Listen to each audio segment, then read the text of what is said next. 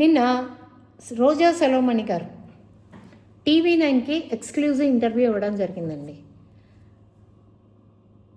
యాంకర్గా ఆయన ఎవరు రజనీకాంత్ గారు అనుకుంటానండి. ఆయన వేస్తున్న ప్రశ్నలకి ఈవిడ బడబడ టక్టక్క సమాధానాలు చెప్తుంది. చాలా ఇంటెలిజెంట్గా సమాధానాలు చెప్తుంది. అబద్ధాన్ని అవలీలగా ఎవరన్నా చెప్పగలిగిన వ్యక్తి, ఎదుటి మనిషి మీదకి నిందన్ని తోసేయగలిగిన వ్యక్తి, ఆ స్పెషల్ టాలెంట్ ఉన్న వ్యక్తి ఎవరైనా ఉన్నారు అంటే అది రోజా సెలవుమణి గారు అని ఖచ్చితంగా చెప్పచ్చండి. ఎందుకు చెప్తున్నానంటారా? ప్రీవియస్ ఇంటర్వ్యూలో ఆంధ్ర రాష్ట్రంలో రోడ్లు మేము అన్ని 100 కిలోమీటర్లు వేసాం, ఇన్ని 100 కిలోమీటర్లు వేసాం అని చెప్పి ఆ రోజు పచ్చి అబద్ధం చెప్పిన రోజా సెలవుమణి గారిని ఆయన రజనీ గారు అడిగారు, ఇప్పుడు రోడ్లు చాలా బాగున్నాయి కదా, మీ బెంచ్ కార్ సేఫ్ అయినా అని అడిగితే ఇంకా రోడ్లు వేయలేదని, ఇంకా బెంచ్ కార్ని హైదరాబాద్లోనే ఉంచానని చెప్పి ఒక బెటకారం వేశారు. ఆవిడ అంటే చాలా సిరి సంపదలు అంటే అన్ని రకాలుగా 4 చేతులు సంపాదించిన ఆవిడ కాబట్టి, ఎందుకంటే మినిస్టర్ చేశారు, ఎమ్మెల్యే చేశారు, ఆవిడ సినీ యాక్టర్గా చేశారు, జబర్దస్త్ షోలు చేసుకుంటారు, అదేమంటే జీవనోపాధి అంటున్నారు. సో ఆవిడ 2 చేతుల్లో సంపాదించిన ఆవిడ కాబట్టి ఆంధ్ర రాష్ట్రంలో ఉండాల్సిన అవసరం లేదండి, కుదిరితే చెన్నై లేకపోతే తెలంగాణ లేదు అంటే దుబాయ్, అట్లా పరు విధాలుగా ఆవిడ ఎంజాయ్ చేయగలిగిన లైఫ్ ఆవిడ చేతి ముందు ఉంది కాబట్టి ఆంధ్ర రాష్ట్రంలో అభివృద్ధి ఏ రకంగా జరిగిందనేది ఆవిడ దృష్టికి వెళ్ళకపోయి ఉండొచ్చు. ఎందుకంటే ఆంధ్ర రాష్ట్రంలో 2019 నుంచి 2024 వరకు రోడ్లు అనేవి ప్రాపర్గా లేకపోవడం వల్ల ఎంతమంది ప్రాణాలు పోగొట్టుకున్నారనేది మన కళ్ళారా చూసాం. బొచ్చెడు సిమెంట్ వేసింది లేదు, బొచ్చెడు మట్టి వేసింది లేదు, గరిటెడ్ సిమెంట్ వేసింది లేదు అనేది మనందరికీ సుస్పష్టంగా తెలుసు. ఆవిడకి తెలియాల్సిన అవసరం ఏముంది చెప్పండి? ఆవిడంటే 2 చేతులు సంపాదించే షావుకారు కాబట్టి కుదిరితే లేదంటే తిరుమల దేవదేవుని సన్నిధిలో ఉంటారు, ఆవిడ ప్రత్యక్షం అవుతారు. ఆవిడ కార్ని హైదరాబాద్లోనే పెట్టుకున్నారని చెప్పారు. సో ఆవిడకి ఇక్కడ జరుగుతున్న రోడ్ల డెవలప్మెంట్ చేయలేదు అనేది అయితే మాత్రం ఇట్స్ వెరీ క్లియర్.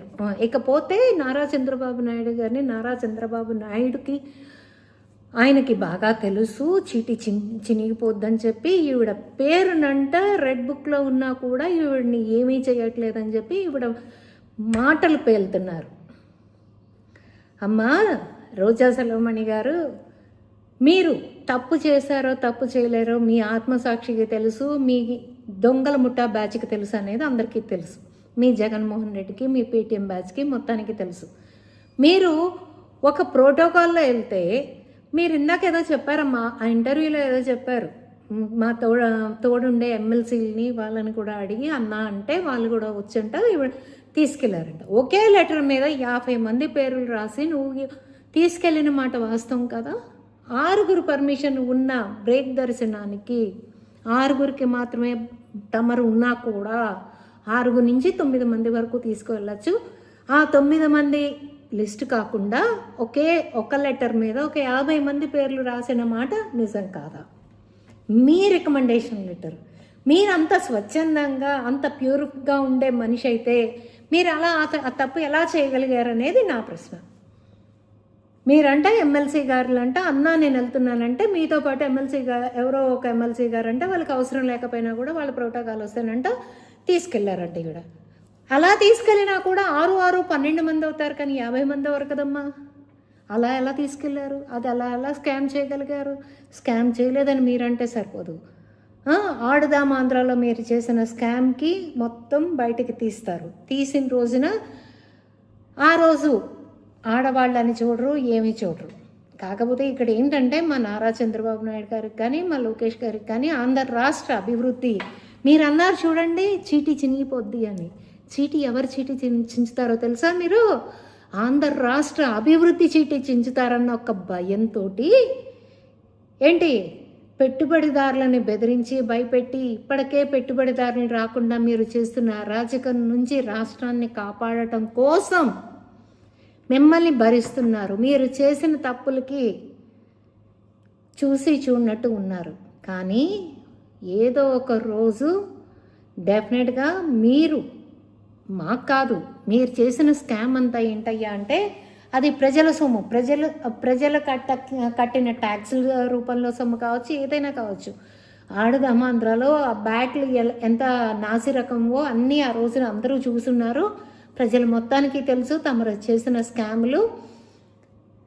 రెడ్ బుక్లో ఈవిడ గారి పేరు ఉంటేనంట, ఈవిడ గారిని అరెస్ట్ చేస్తేనంట చంద్రబాబు నాయుడు గారి చీటీ అంటే ఈవిడ చించేసుద్దనంట చంద్రబాబు నాయుడు గారు ఈవిడ్ని అరెస్ట్ చేయకుండా ఆగుతున్నారంట. కొంచెమన్నా సిగ్గు శరం ఉంటే, మనిషి పుట్టి ఉంటే కొంచెం మనిషిగా మాట్లాడటం అలవాటు చేసుకోండి. రోజా సెల్వం గారు, మీరు చేసిన ప్రతి తప్పు అకౌంటబిలిటీ అనేది ఉంటుంది డెఫినెట్గా. మీరు ఎన్ని పచ్చి అబద్ధాలు చెప్పినా, ఎంత కప్పిపుచ్చాలని చూసినా అది కప్పిపుచ్చడం ఎవరి వల్ల కాదు. మీ నియోజకవర్గంలో మీరంటే ఎంత ద్వేషం ఉందో, ఆ రోజున మీకు అసలు సీట్ ఇవ్వనంటే మీరు పడిన పాటలేంటో అందరికీ తెలుసు.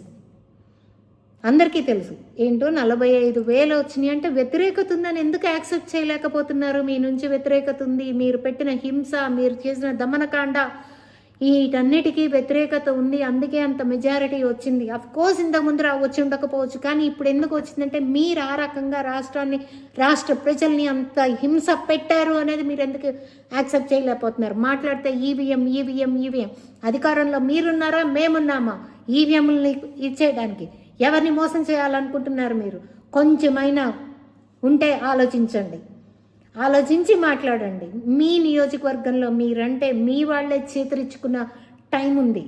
ఆ రోజున మిమ్మల్ని మాకొద్దు బాబోయ్ అంటే జగన్మోహన్ రెడ్డి కాళ్ళ వేళ్ళ పడి నువ్వు సీటు తెచ్చుకున్న మాట నిజం కాదేమో ఆలోచించుకో.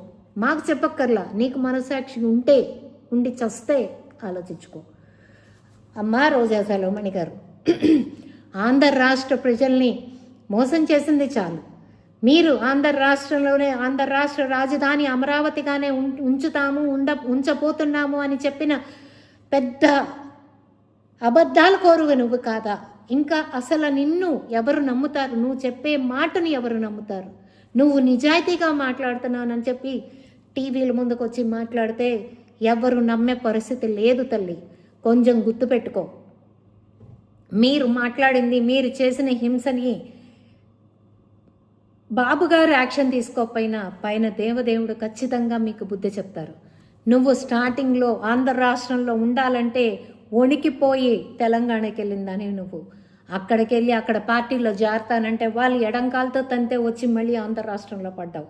అది నీ ఒప్పుకోలేకపోతే ఇవాళ రోజున నాకేమీ జరగదు, చంద్రబాబు నాయుడు గారు ఆంధ్ర రాష్ట్ర అభివృద్ధి కోసం చూస్తున్నారు, అనవసరంగా నన్ను అరెస్ట్ చేసి నేను చేసే అల్లరి, నేను చేసే ఆగం భరించడానికి ఆంధ్ర రాష్ట్రము సిద్ధంగా లేదు, నారా చంద్రబాబు నాయుడు గారు కూటమి ప్రభుత్వం సిద్ధంగా లేదని చెప్పి నువ్వు ఇవాళ వచ్చి ఇక్కడ మళ్ళీ తైతక్కలాడుతున్నావు. నోటికొచ్చినట్టు పవన్ కళ్యాణ్ గారిని మాట్లాడుతున్నావు, నారా చంద్రబాబు నాయుడు గారిని మాట్లాడుతున్నావు, మా లోకేష్ బాబుని మాట్లాడుతున్నావు. ప్రజాక్షేత్రంలో మీకు ఎంత బుద్ధి చెప్పినా మీ బుద్ధి మారట్లేదు. చూడండి, కనీసం మనిషిలాగా బతకడం నేర్చుకోండి. కనీసం మనిషి. నువ్వు జబర్దస్తులకి వెళ్ళి జబర్దస్త్ ప్రోగ్రాములు చేసుకుంటే ఎవరికి ఇబ్బంది లేదమ్మా. నువ్వు మాట్లాడుతున్నా నువ్వు ఉన్న పదవికి ఆ మాట, ఆ భాషని ఎవరైనా ఏహ్యంగా చూస్తున్నారు, ఎవరైనా అసహించుకుంటున్నారు.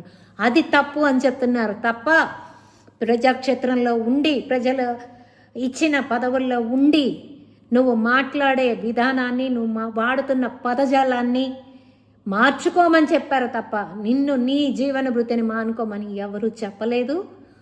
నువ్వు దాన్ని తిప్పి అందరి మీద రుద్దే ప్రయత్నం అయితే చేయటం మానుకుని కనీసం వైఎస్ జగన్మోహన్ రెడ్డి అనేవాడు ఎలాంటి వాడో నీకు తెలుసు. స్క్రిప్ట్లు ఇస్తున్న మాట నీకు తెలుసు. అది పబ్లిక్ మీటింగ్లోనే బాబు గారిని తిట్టమన్నారు అని తమరి చెవుల్లో మైకుల ముందు చెప్పిన మా వీడియోలు కూడా ఉన్నాయి.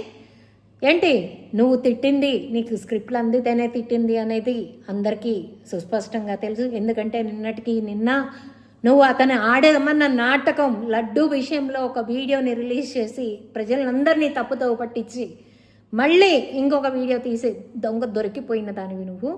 ఇవాళ నువ్వు మాట్లాడాల్సిన అవసరం లేదు. మీ పార్టీ నుంచి బయటికి వచ్చిన వాసురెడ్డి పద్మ గారే చెప్తున్నారు స్క్రిప్ట్లు అందిస్తారు అని.